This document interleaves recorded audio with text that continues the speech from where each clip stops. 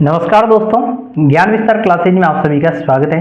दोस्तों, आज की इस वीडियो में अपन पढ़ने वाले राजस्थान के प्रमुख साहित्यकार एवं उनकी प्रमुख रचनाओं के बारे में।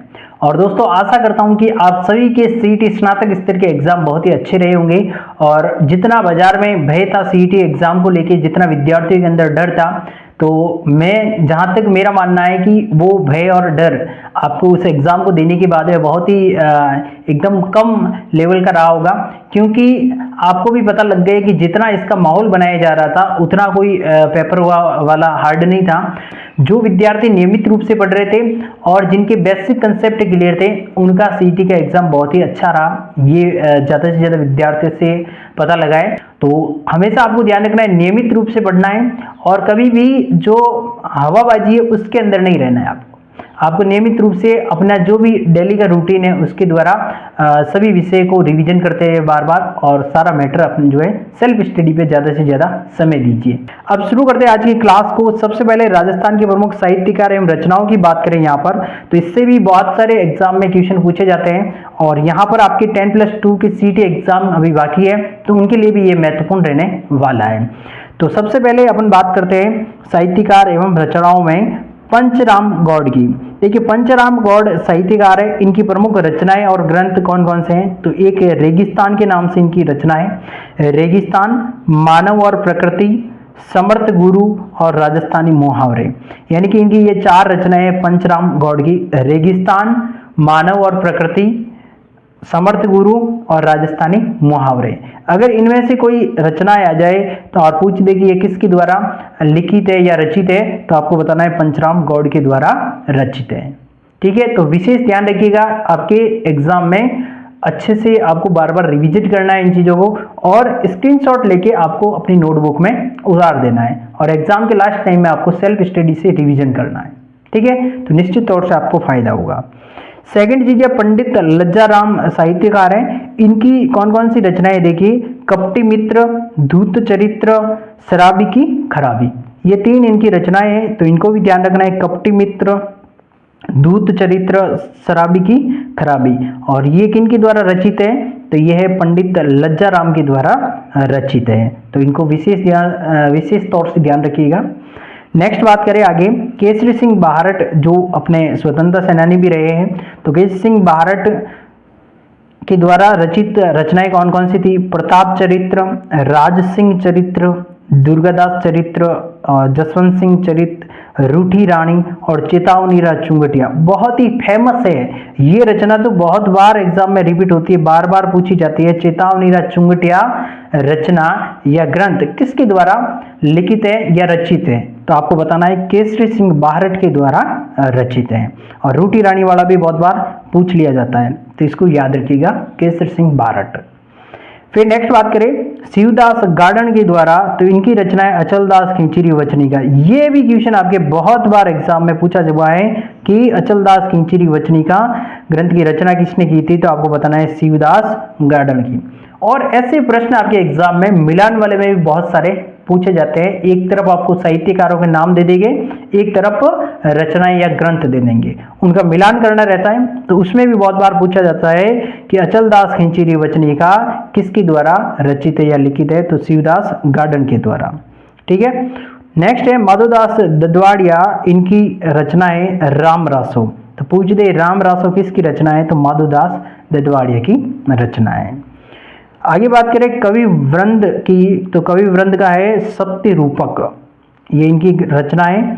और डॉक्टर रांगी राघव की बात करते हैं, ये इंपॉर्टेंट आप याद रखिएगा, डॉक्टर रांगी राघव की कब तक पुकारूं, ये इनकी रचना है, कब तक पुकारूं, आखिरी आवाज, मुर्दों का टीला और गरुंदा, ये भी इनकी रचना है। तो आपके सामने डॉक्टर राघव की 4 रचनाएं, ये इंपॉर्टेंट है और एग्जाम में बहुत बार पूछी जाती है, तो याद करिएगा, कब तक पुकारूं, आखिरी आवाज, मुर्दों का टीला और गरुंदा, ये आपको याद रखनी है। तो इंपॉर्टेंट है रचनाएं, याद रखिएगा इनको, और एक आप स्क्रीनशॉट ले लीजिएगा साथ साथ में और अपनी नोटबुक में नोट कर दीजिएगा। नेक्स्ट आगे बात करें कवि कल्याण की, तो कवि कल्याण का जो रचना है प्रताप प्रशस्ति, तो ये है कवि कल्याण के। तो आपको याद रखना है कि प्रताप जो थे, महाराणा प्रताप, वो क्या करते थे, जनता का कल्याण करते थे। ऐसे आप याद कर सकते हैं कि प्रताप प्रशस्ति कवि कल्याण के द्वारा रचित है। फिर आगे बात करें जग्गा जी। जग्गा जी जो साहित्यकार थे, इनकी थी वचनीकार राठौड़ रतन सिंह जी थी, और एक थी महेश दासोत्री रतन रासो। तो ये किसके द्वारा रचित है, तो जग्गा जी के द्वारा रचित थी दोनों रचनाएं।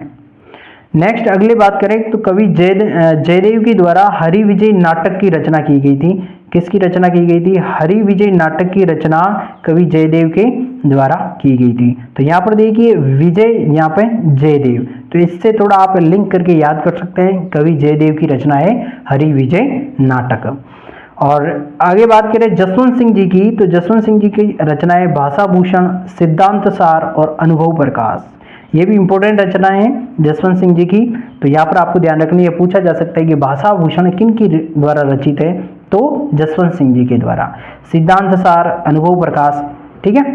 फिर आगे बात करें चंद्रबरदाई। ये भी इंपॉर्टेंट क्वेश्चन है, बनता है कि पृथ्वीराज रासो किसकी रचना है, तो चंद्रबरदाई जी की रचना है। और ये क्वेश्चन आपके सीईटी के इस बार भी आया हुआ है।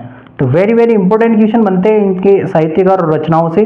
तो आपको याद रखना है कि पृथ्वीराज रासो जो है चंद्रबरदाई के द्वारा रचित हैं। फिर अगला है महाराजा अनूप सिंह। महाराजा अनूप सिंह जी के द्वारा अनूप सिंह विलास एक रचना की गई थी। इसको भी आपको ध्यान रखना है, अनूप सिंह विलास। तो इनके नाम से तो ये तो आपको याद रह ही जाएगी। आगे बात करें मित्रों, तो यहाँ पे नलर सिंह की बात करें। नलर सिंह के द्वारा विजयपाल रासो की रचना की गई थी। और सीधा सीधा क्वेश्चन आता है कि विजयपाल रासो की रचना किसने की थी, तो आपको बताना है नलर सिंह के द्वारा की गई थी। और जगविलास और शिकार भाव की रचना की गई थी नंदराम के द्वारा। तो याद रखें, जगविलास शिकार भाव की रचना नंदराम के द्वारा की गई थी। नेक्स्ट आगे बात करें जयदेव के द्वारा, तो जयदेव के द्वारा गीत गोविंद की रचना की गई थी एक। और सदाशिव भट्ट राज विनोदी, बहुत बहुत इंपॉर्टेंट क्वेश्चन बनता है, आपको ध्यान रखना है। एक तो यहाँ पर देखिए वीर विनोद है ना, एक रचना होती है वीर विनोद के नाम से। तो आप याद रखिए मेरे नाम से ही रचना है वीर विनोद। तो वीर विनोद की रचना जो थी, वीर विनोद रचना है, उसकी तो रचना की थी श्यामल दास के द्वारा। किसके द्वारा की गई थी, श्यामल दास के द्वारा। और यहाँ पर राज विनोद की बात की है, तो राज विनोद जो ग्रंथ है उसकी रचना की थी सदाशिव भट्ट के द्वारा। तो इन दोनों में फर्क है, याद रखिएगा। वीर विनोद ग्रंथ की रचना की थी श्यामल दास के द्वारा, और राज विनोद की रचना की थी सदाशिव भट्ट के द्वारा। याद रखिएगा, इंपोर्टेंट क्वेश्चन बनते हैं। नेक्स्ट बात करते हैं आगे, गणपत भारती। गणपत भारती की रचना की थी, उन्होंने रचना की संगीत सागर की। तो याद रखना है संगीत सागर गणपत भारती जी ने की थी। फिर राजस्थान के रणबांकुरे, ये जो रचना है ये है राजेंद्र सिंह राठौड़ की रचना है। इनके साहित्यकार थे राजेंद्र सिंह राठौड़। राजस्थान के रणबांकुरे, ये भी इंपॉर्टेंट क्वेश्चन आपके लिए बनता है। तो राजस्थान के रणबांकुरे ग्रंथ या रचना किसके द्वारा रचित है, तो राजेंद्र सिंह राठौड़ आप बता देना इसमें। तो राठौड़ कैसे याद रहेगा, रणबांकुरे र आ रहा है तो यहाँ पर राजेंद्र सिंह बता देना। ओके, आगे बात करते हैं। अहोबल की रचना थी संगीत परिजात। अहोबल यानी कि अहोबल, यहाँ पर जो साहित्यकार थे इनकी रचना थी संगीत परिजात। और सारंगदेव की रचना है संगीत रत्नाकर। क्या है, रत्नाकर। तो यहाँ पर देखिए संगीत परिजात, संगीत रत्नाकर। तो आप रत्नाकर में र आ रहा है तो सारंग में भी र आ रहा है। तो इस प्रकार से आप थोड़ा सा कीवर्ड याद कर लीजिएगा कि सारंगदेव की रचना कौन सी है, संगीत रत्नाकर है। फिर आगे बात करें मुरलीधर व्यास की, तो राजस्थानी कहावतें। जो राजस्थानी कहावतों की है बात करें तो यहाँ पर मुरलीधर व्यास के द्वारा रचित है ये रचना। नेक्स्ट बात करें सोमपाल के द्वारा संगीत रत्नाकर की रचना की गई थी। तो सोमपाल के द्वारा भी की गई थी इसकी रचना, और एक रत्नाकर पीछे भी गया है आपके। और सूर्यकरण पारिक के द्वारा राजस्थान की बाता के, तो उनकी एक ग्रंथ है ये रचना है। तो ये है सूर्यकरण पारिक की राजस्थान री बाता। तो याद रखिएगा, इंपॉर्टेंट यहाँ पर से क्वेश्चन बनता है, राजस्थान री बाता रचना किसके द्वारा रचित है, तो सूर्यकरण पारिक के द्वारा रचित है। नेक्स्ट बात करें नतमल लाल जोशी के द्वारा अभय पत्री उपन्यास के रचिता। ये अभय पत्री उपन्यास के रचिता है। तो याद रखिएगा अभयपत्री उपन्यास के रचयिता नतमल लाल जोशी। फिर बात करिए फकीरुल्लाह के द्वारा की गई थी राग दर्पण की। किसकी? फकीरुल्लाह के द्वारा राग दर्पण रचना की गई थी।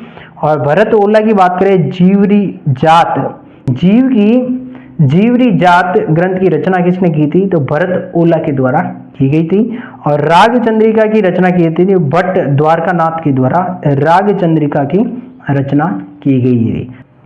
तो आपको ध्यान रखना है यहाँ पर भट्ट द्वारकानाथ की रचना राग चंद्रिका। फिर आगे बात करें नागराज शर्मा की बात करें तो इनके द्वारा इब्तो चोतो इब्तो मुल्को, ये एक अजीब ही नाम है अपना राजस्थानी, इब्तो चोतो इब्तो मुल्को, ये थी नागराज शर्मा की रचना। और हरिपिंगल प्रबंध की बात करें ये थी जोगीदास जी की रचना थी। तो हरिपिंगल प्रबंध किसकी रचना है? तो जोगीदास जी की रचना है। और दयाराम जी की रचनाएं तो वो है राणा रासो। राणा रासो पूछते किसकी रचना है? तो दयाराम की रचना है। फिर दयाल दास की बात करें तो दयाल दास की रचनाएं करुणा सागर। जैसे आपको पता है किसी पे दया करते हैं इसका मतलब क्या होता है? दया करुणा। तो इस प्रकार से आप याद कर सकते हैं दयाल दास करुणा सागर। फिर मणि मधुकर की बात करें हवा में अकेले पग फेरो, ये एक बार आया था क्वेश्चन, बहुत ही इंपॉर्टेंट। पग फेरो रचना किसकी है? एग्जाम में पूछा गया क्वेश्चन है ये, पग फेरो और हवा में अकेले, ये है मणि मधुकर की रचना। याद रखिएगा मणि मधुकर। यहाँ पर है रजियारा सोल्टा और चालक नेसी, ये किसकी रचना है? तो आपको ध्यान रखना है कृपाराम जी की रचना है रजियारा सोल्टा और चालक नेसी। फिर आगे बात करें भरत मुनि, तो भरत मुनि जी का नाट्य शास्त्र ग्रंथ है रचना है, तो वो भरत मुनि जी की है। और एकलिंग महात्म्य कान्हा व्यास की रचना है। बहुत बार एग्जाम में पूछा जाता है ये क्वेश्चन, एकलिंग महात्म्य वाला, तो ये किसकी रचना है? कान्हा व्यास की रचना है। तो याद रखना है मित्रों आपको, बहुत ही इंपॉर्टेंट रचना है। और सारी की सारी रचनाओं को आपका स्क्रीनशॉट लेके अपनी नोटबुक में नोट डाउन करना है, ताकि आप एग्जाम के टाइम में ज़्यादा से ज़्यादा सेल्फ स्टडी के टाइम इसका रिविजन कर पाए। और इन रचनाओं में से मित्रों बहुत बार आपके एग्जाम में क्वेश्चन बने हुए हैं, तो आपको निश्चित तौर से इनका बार बार रिवीजन करना है। एक आध क्वेश्चन आपका देखने को मिलता ही मिलता है। साथ ही यदि आप राजस्थान करंट अफेयर्स की बहुत ही अच्छी तैयारी करना चाहते हैं तो हमारे द्वारा आपके लिए अक्टूबर 2023 से लगाकर दिसंबर 2024 तक के लिए 15 महीनों के, कितने महीनों के? 15 महीनों के प्रत्येक महीने यानी मंथ वार आपके महत्वपूर्ण जितने भी क्वेश्चन बनते हैं उन सारों के यहाँ पर आपको टॉपिक वाइज टेस्ट मिलेगा मंथ वार।